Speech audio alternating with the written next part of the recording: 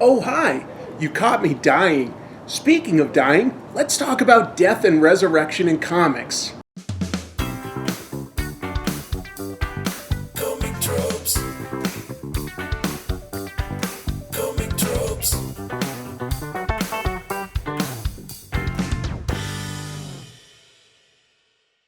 Hello! Welcome to Comic Tropes. I'm your host, Chris. When we talk about death in comics, the idea doesn't carry much weight, does it?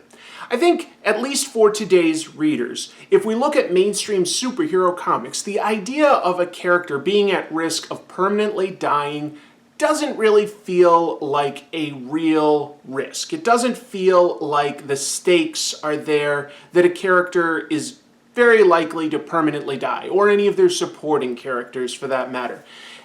I'd argue that this wasn't always the case, even though serialized superhero stories share a bunch of stuff in common with soap operas, like the idea of bringing back a previously dead character.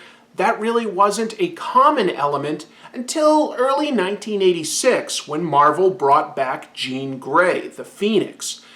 I'd like to talk today about how resurrection in comics became a common trope. And to do that, let's start by discussing in chronological order some of the most important deaths in comic books.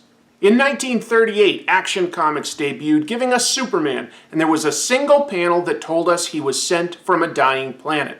While we later learned more about this planet, Krypton, and his biological parents, and there were stories where Superman met them in dreams or time travel, the death of his parents is key to his origin and has remained in place. Similarly, about 6 months after Batman debuted, we got a short version of his origin, where Bruce Wayne's parents are murdered by a mugger in an alley. Barring alternate universe stories like Flashpoint, they too have remained dead. Beyond origin stories, the only characters that tended to die were villains. But the death of a villain doesn't quite carry the same stakes as a main character or their supporting cast passing on, because if a supervillain comes back, that just adds stress to the superhero's life. Whereas if a protagonist loses a loved one, that's a permanent loss, a sense of tragedy that is core to their being. So, for the most part, death was permanent in comics for a very long time. It's also worth noting that until the 60s, comic books were much more episodic. They weren't serialized, so characters didn't necessarily have to grow as much. So it wasn't as important to have those stakes of a character permanently dying and being written out of a story. It just wasn't something that happened. But in the 60s, Marvel debuted with titles like Fantastic Four and Spider-Man, and they were a little more grounded than what we were used to at the time, because these characters in their civilian identities would have real-world problems. And the 60s introduced a number of new deaths that were permanent to the characters. Kicking that off was Spider-Man's origin in 1961, where he ignored a burglar only to find that the same burglar killed his Uncle Ben later that same night. Beyond the pain of losing his father figure, it taught Spider-Man the importance of his uncle's advice. With great power comes great responsibility. In 1964, DC flirted with the idea of killing a major character when Batman's loyal butler Alfred died, pushing Batman and Robin out of the way of a boulder. But a mad scientist revived him as a supervillain named the Outsider. By 1966, with Alfred appearing on TV on the live-action Batman show, the comic decided to bring him back when Batman gets a sci-fi device that heals him. Back at Marvel, Captain America was brought into modern Marvel continuity in Avengers number 4, and he revealed that he and his sidekick Bucky were battling Baron Zemo, and Bucky died back in World War II, defusing a missile that exploded. Spider-Man lost his girlfriend Gwen Stacy to his archenemy the Green Goblin, who threw her off the Brooklyn Bridge.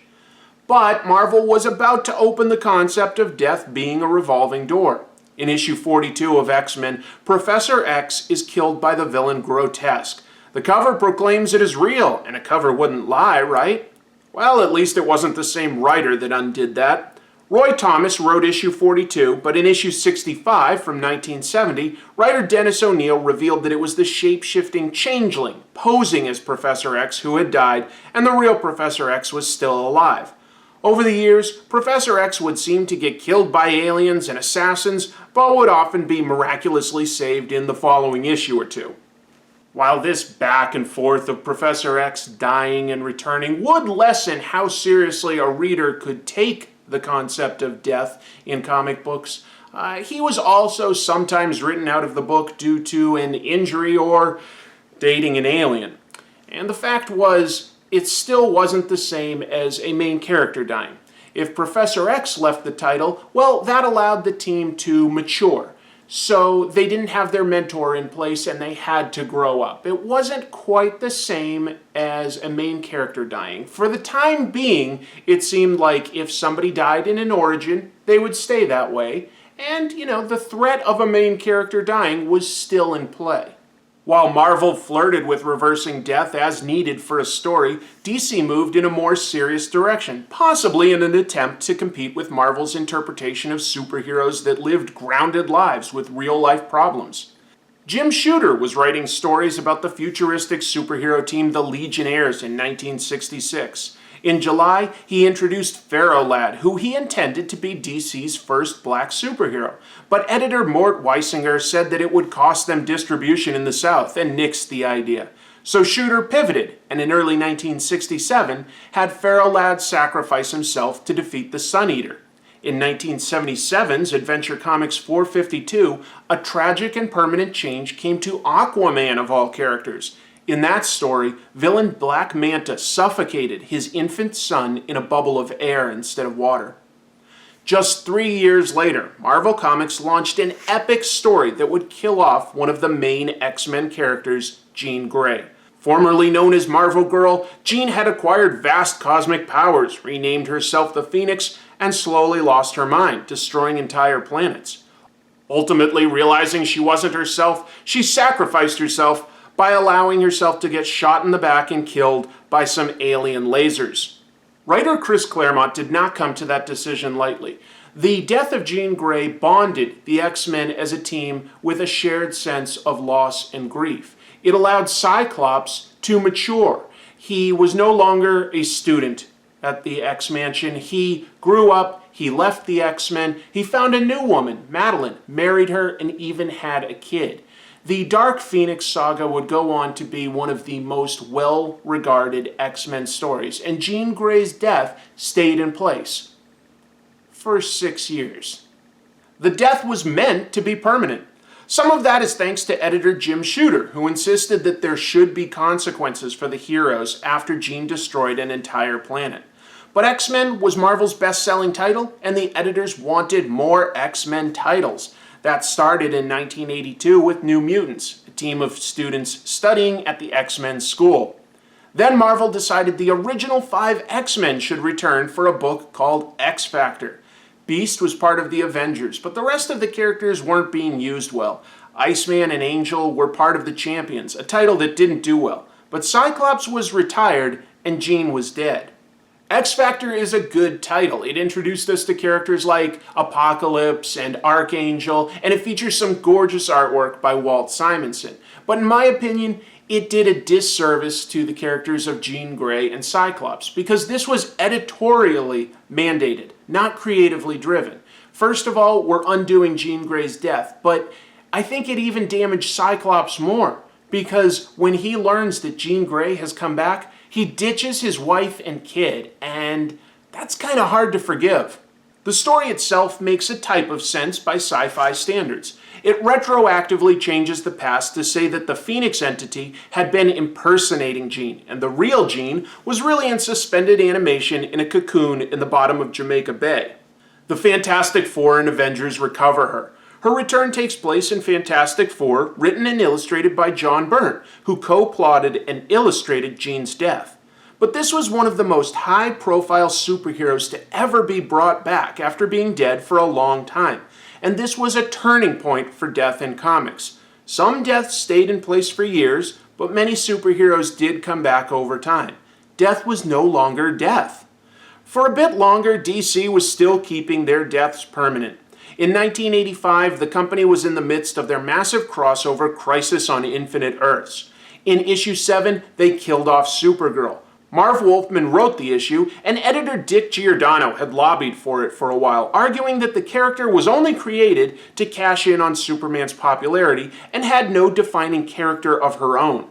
With the box office bomb Supergirl taking place the year before, the decision was made to kill her off. And while other individuals used the name Supergirl, the character of Kara Zor-El, cousin of Superman, didn't get reintroduced until 2004 in Superman Batman number 8 by writer Jeff Leb and artist Ian Churchill.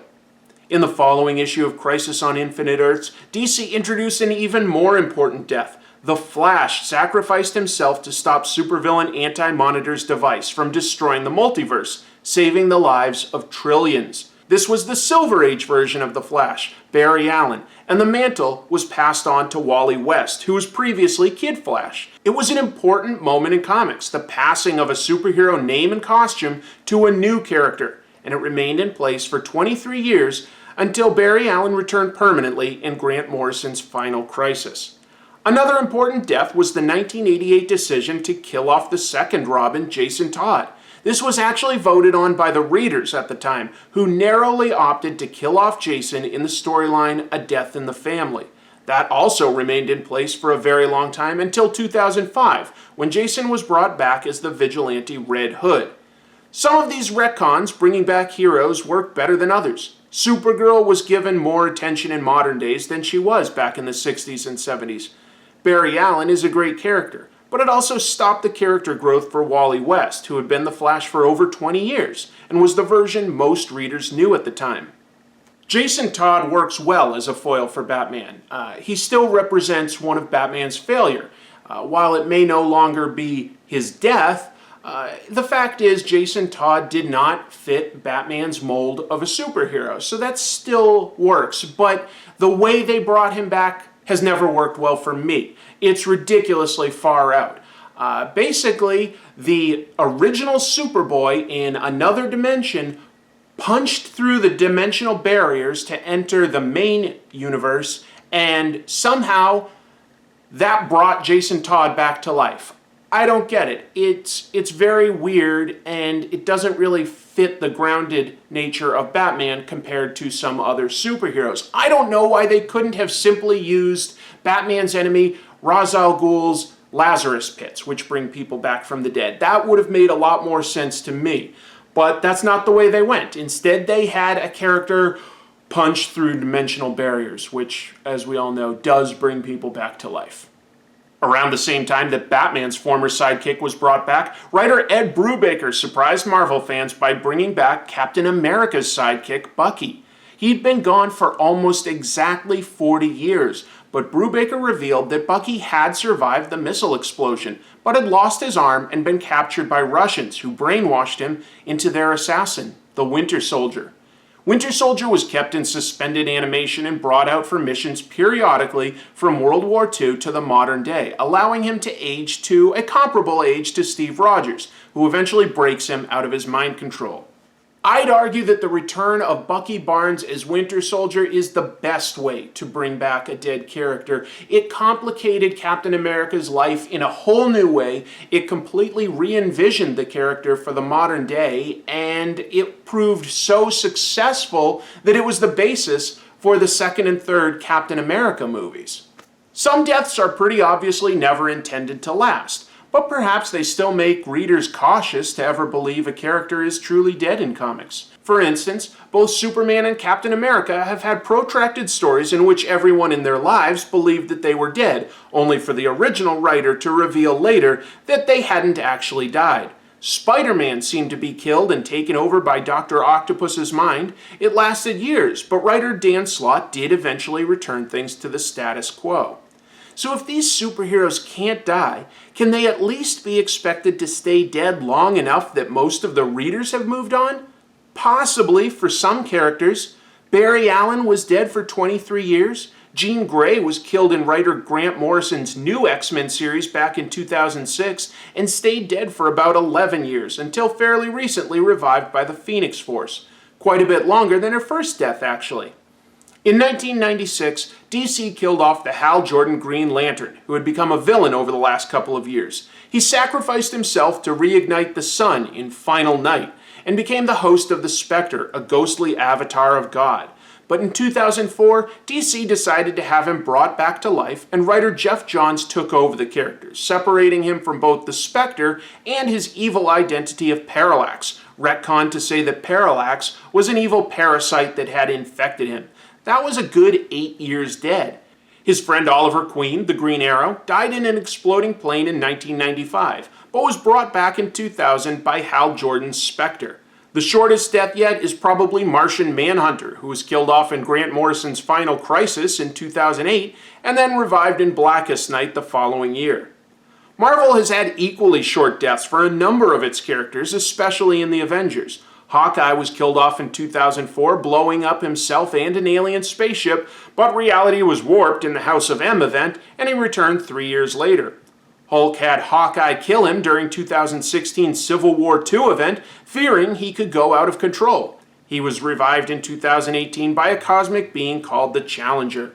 Vision has been destroyed and rebuilt. Wonder Man was a villain that the Avengers fought back in 1964, who had a change of heart and died helping them against the Masters of Evil. He returns to life in 1977 with the reveal that his ionic energy powers have slowly transformed him into a being made of the same substance. Another character who was dead an equally lengthy amount of time was Elektra, who died in the pages of Daredevil in a loss to Assassin Bullseye. Creator Frank Miller intended her to be permanently dead, and she remained so, for about 14 years before Marvel decided to revive her in 1996. And that was despite the fact that Daredevil himself tried to resurrect Elektra, and that resulted in her turning into a pile of ash. But I guess almost anything can be undone these days in superhero comics. The X-Men are notorious for reviving characters. In March of 2001, X-Man Colossus killed himself by injecting his body with a cure for the Legacy virus, a virus that targeted mutants. It killed him, but saved mutant kind. But some aliens brought him back to life in Joss Whedon's astonishing X-Men run in 2004, just 3 years later. His teammate Nightcrawler was dead a bit longer. He died in 2010 protecting Hope Summers, a mutant messiah. But he was able to teleport out of heaven in a 2015 story. Marvel killed off one of its most popular characters in the 2014 storyline Death of Wolverine, but by the end of 2017 he had returned, and the mystery was how that happened. Since it's so recent, I won't spoil that here. Are there any characters that have stayed dead? A few as of today. Crypto the Super Dog recently died. Cyclops has remained dead for a number of years, although Professor X has returned. With the return of Jean Grey, it at least makes a type of thematic sense. She's called the Phoenix, so death and rebirth are kind of her thing. But I don't know why so many X-Men writers feel the need to return to that well of bringing back previously dead X-Men characters. There are some notable examples of characters who have stayed dead. Most of these are characters tied to the origins of superheroes, like Bruce Wayne's parents and Peter Parker's Uncle Ben. But there is one more example. In 1982, Marvel published its first graphic novel. It was a story by Jim Starlin called The Death of Captain Marvel, and it featured the superhero Captain Marvel learning that he had cancer. Ultimately, he succumbs to it and passes away, surrounded by many grieving superheroes. And Captain Marvel has remained dead for 35 years. Now, he was a fairly popular character, and he's a cosmic character, so he could be brought back in any number of ways. We've got time travel, universes being rebooted, we've got the Infinity Gauntlet, all sorts of ways that he could be brought back. So why hasn't he? Well, I'd argue it's the method that he died. It was such a well-done story dealing with cancer. And cancer is something real that we can all unfortunately identify with. Sacrificing yourself to save others, well, that's something superheroes try to do on a daily basis. But losing a battle to a real disease, it would almost be offensive to undo that. When somebody dies from cancer, when we lose a loved one or fight that battle ourselves, that represents a permanent status change. People in real life don't come back from the dead. And if we had a character go through such a well-written story where he fights and ultimately loses that battle, and somebody down the road undid that, I just don't think readers would go for it. So I think it does show us something. You can kill off a superhero or their supporting cast in as convincing a method as possible, and it can get undone. The only thing that will keep them dead is if there's a great storyline reason for their death. When Uncle Ben passed away in Spider-Man, he left Spider-Man not with a sense of anger and wanting to just avenge all justice. It made him realize he had a sense of responsibility because he could have prevented that death. That's the kind of example that will pretty much always stay in place. And I hope that we do get to a point where death in comics begins to mean something again. Because if you undo that, I don't know, it lowers the stakes. You can't buy into there being much of a threat if you think that everything is going to be reverted to the status quo within 3 years. All right, that was my thoughts on death and resurrection in comics. Let's see what I got for fan art this week. Looks like we have 3 pieces. We've got this piece from Santos Sky Art. I hope I'm saying your name right. That's a very fun piece. Thank you so much for contributing. We have a second piece from Michael Clark, and his Instagram link is right there. Michael, thank you so much. A second piece. I love it. And finally, we have this piece by J. Andrew World, who has sent in fan art before. This is clearly based on my recent review of Justice League International with me in the Guy Gardner role. Entirely appropriate. Thank you, J. Andrew. All right, so we've got Santos Sky and Michael Clark competing for a chance to win a Gachapon prize. J. Andrew World has won in the past, so it's just between the two of them, and I'll flip a coin to see who gets that Gachapon, and the answer is Santos Sky Art, because that's heads, that's the first one. So, let's see what you got. This is the Gacha Pony machine, which was donated by Lunar Shines. If you would like a chance to have your artwork shown on this channel or possibly win a Gachapon prize, well, just send it to this email address, comictropes@gmail.com, and I'll feature your artwork. If you have a website or, social media links, include that as well, and I'll put that up. Let's see what we got here. All right, Santo, your prize is, let's get this out of here. Oh, it's a big ball. All right. Looks like what I'm trying to see. Oh, okay. This is just, it's so hard to see that through there. I don't know what to tell you. This is a wrestler doing some sort of bridge so that he's on his feet and his arms, but like with his stomach facing the sky. Yeah, I got these at New Japan Pro Wrestling store when I was in Tokyo, not at one of the Gachapon machines in Akihabara. So this is kind of unique. That's fun. That's awesome. Hopefully you like wrestling, or at least know somebody that does. I'll send that your way. I got to get your address. Thank you, everybody, for watching. Next week is definitely different. I'm going indie, one of my favorite comics from the 90s. It actually only wrapped up a few years ago now that I think of it, because there was a long break until its creator knew how he wanted to wrap things up. But I am a massive fan of this creator. I don't want to give it away yet, but I'm so excited to give it away. No, I won't. Just know that there'll be a great episode next week. I hope you enjoyed this one.